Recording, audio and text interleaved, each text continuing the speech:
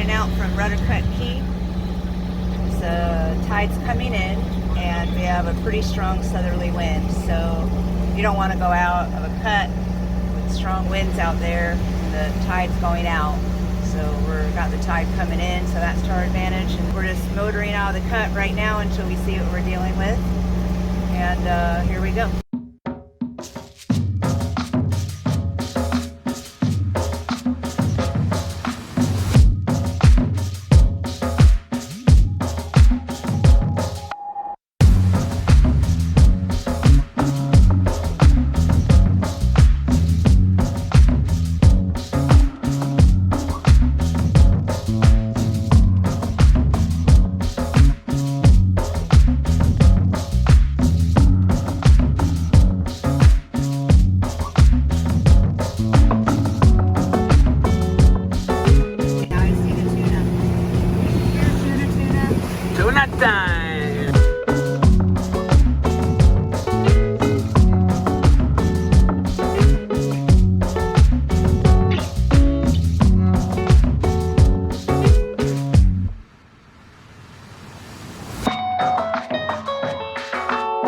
We pulled in for a quick overnight on the northern end of Great Exuma Island before continuing on the next morning.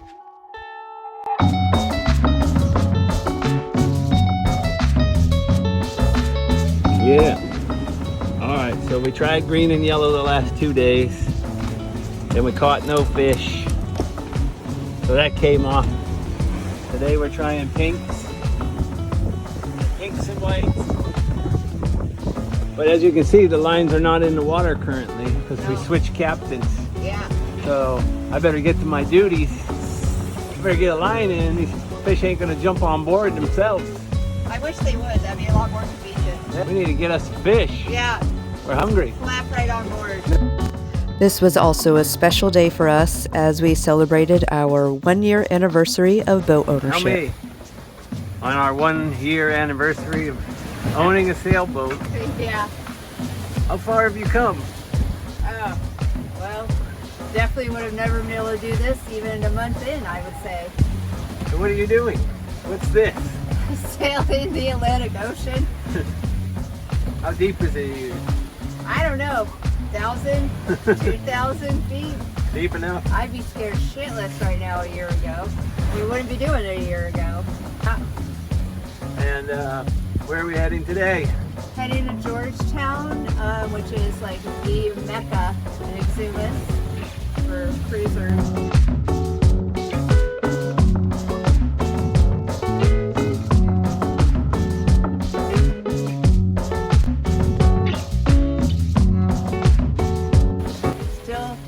Still getting used to the comfort level here for sure. And we've talked about today how a year ago we weren't afraid to. We just hadn't yet even gone out into the Okeechobee Canal, which is like nothing. And we didn't even know how to drop the dinghy yet on our own, and just so many things that we spent doing for the first time. We were just so new to everything a year ago, and oh god, hold on. Tapering. Chris told me to taper. I'm tapering off.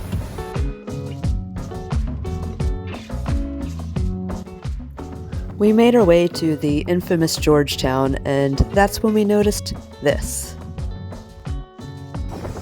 It's not good. Yeah. I don't know how that grommet pulled out and the lines that tie around the boom when you're at that reef point. Yeah. Go through a grommet that's in a diamond, extra fabricated position. And yeah. The grommet gave out and the rope just cut straight through the whole sail. Yeah. It sure did.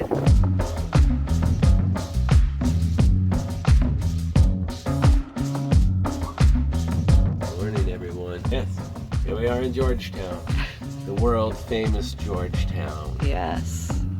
Let's make it happen. Okay, so today we work on refrigeration issues. We've been having a problem with our seawater intake. Seawater comes in and comes into this coil, and the coil transfers the heat from the Freon and then discharges it back out into the ocean. Yeah, We hear yeah, it's just not it's not pushing through the system the way it right. used to.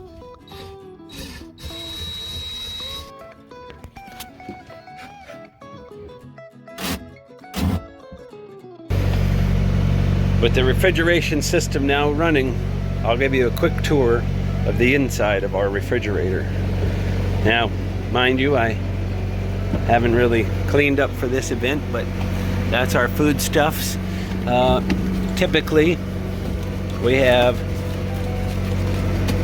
frost cover, and once that is rolled back, it reveals a cold plate. And as you can see, it's very gray right now. And then we have a thermostat unit here, which sends a temperature reading up to here. So I'm currently at 51 degrees, which is approaching unsafe food temperatures. Fortunately, we don't have a lot of perishable food at the moment.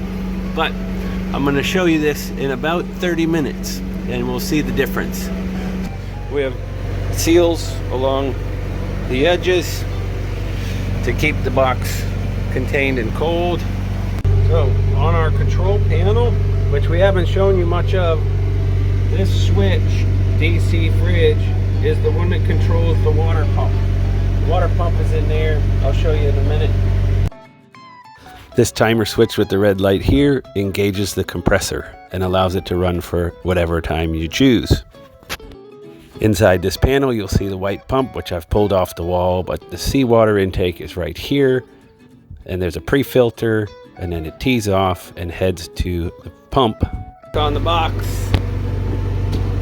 after running for 20 minutes, we reveal some frost. Woo, cold. Okay, getting there. We're down to 42 and dropping. And as we peer into our box, oh, look at that. We have a perfectly frosted refrigeration box. Thumbs up for that. Coffee in hand. One of our, oh cheers, coffee cheers, good morning. One of our absolute favorite things that we've been really enjoying while we're here in Georgetown is the morning Georgetown Net. And that is on your VHF handheld radio or your built-in, which we have up here as well. And you turn on channel 72 at 8 a.m. And the volunteers of the cruising community here do an absolutely amazing job just talking about a lot of different things over the morning net. They always start the morning with anything emergency situation, and then they talk about new arrivals, they talk about departures, who's coming, who's going.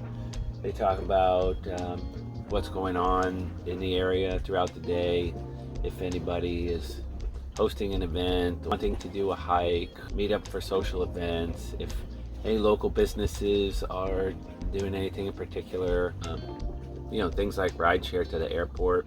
You know, normally you just have to figure that stuff out on your own. Or, you know, where can I go to get my propane tanks refilled? Or are there services for trash removal? Like, if you're just pulling in and you're new here, the morning net's pretty helpful.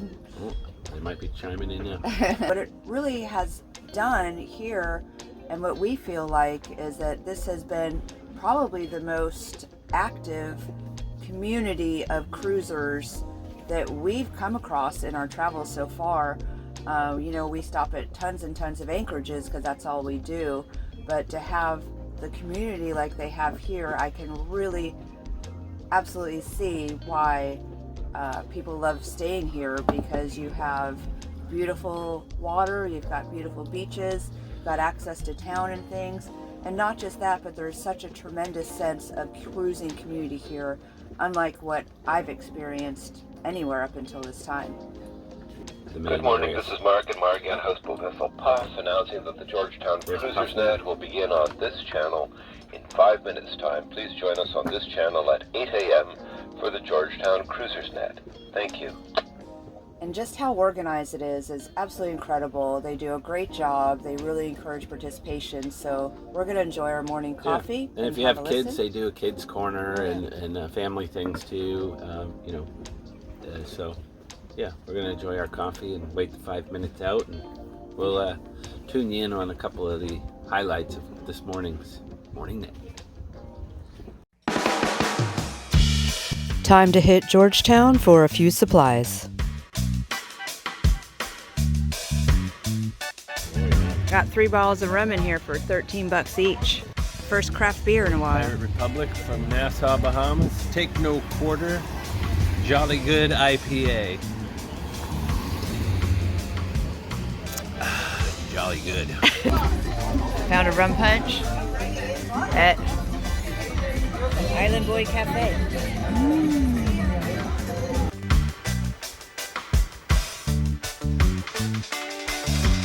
With supplies in hand, it was time to head back to the boat, but first, a stop to the infamous Chat and Chill.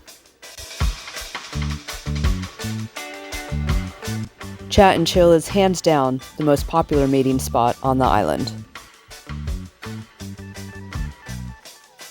Blue water, and got another rum punch.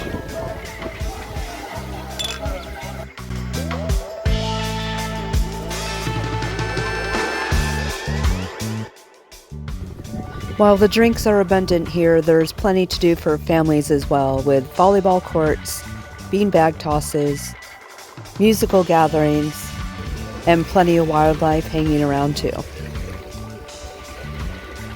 No trip to Georgetown is complete without a stop here. Chris is making us boat burgers. Boat burgers! Get your boat burgers here. Fired up the grill. First time in a while. It's been so windy out here. Yeah. Difficult.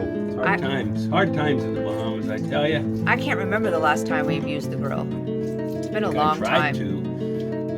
I tried to fire it up one time, and it was just so windy. Yeah. It was just very, very difficult. Yeah. So, Today's the day. Today's the day. Sweet. One of the hamburgers. Hamburguesa. I'll let you know how they come out. Going in for another bite. Boy, it can't be a burger.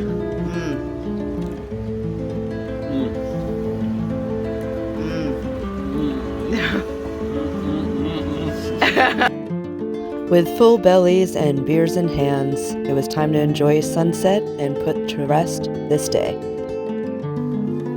Be sure to join us next time as we show you a lot more of Georgetown and some epic hiking we did. And Rum Tot makes its mark. We'll see you next time.